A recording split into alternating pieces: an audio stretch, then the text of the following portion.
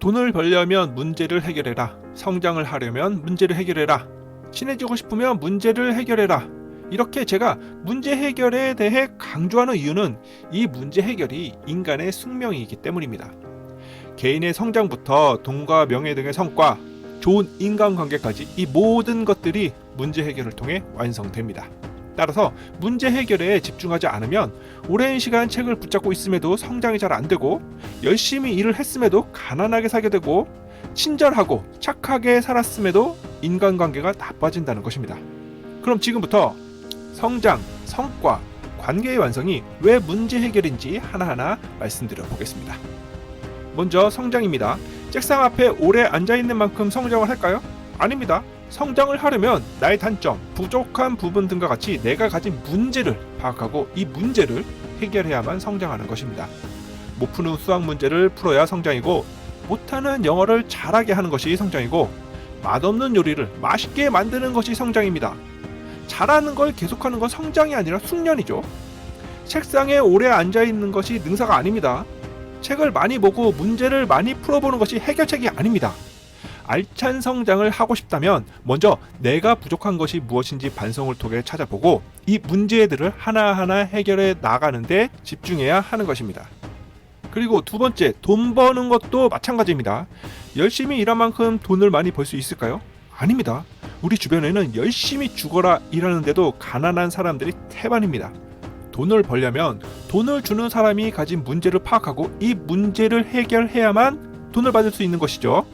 명문대에 들어가고 싶은 학생과 부모의 문제, 맛있고 저렴한 점심을 먹고 싶은 직장인의 문제, 똘똘하고 성실한 직원을 쓰고 싶은 사장의 문제, 남는 시간을 어떻게든 활용하고 싶은 노년층의 문제 등 세상이 가진 수많은 문제를 해결하면 돈이 생기는 것입니다.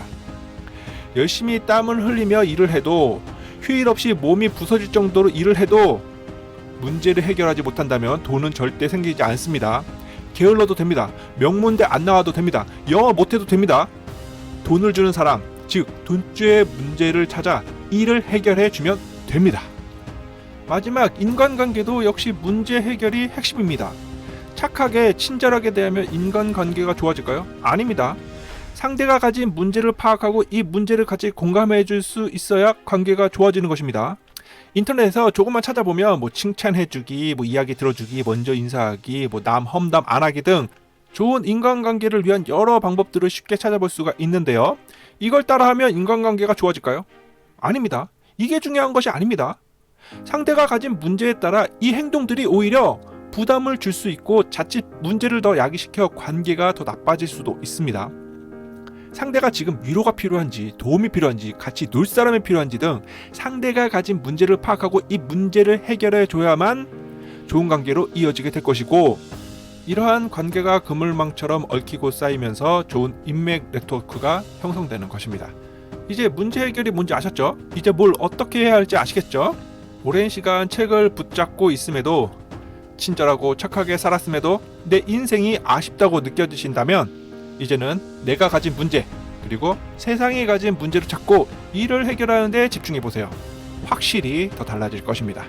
끝으로 더 자세한 내용을 알고 싶은 분들은 네이버에서 화담서 선생 노트를 검색하신 후에 2024년 1월 7일에 올린 돈을 버는 근본 원리, 그리고 1월 20일에 올린 좋은 인간관계를 만드는 원리, 그리고 3월 18일에 올린 할 수 있는 일을 하면 숙련, 할 수 없는 일을 하면 성장이다, 이렇게 3개의 글을 읽어보시면 좋을 것입니다.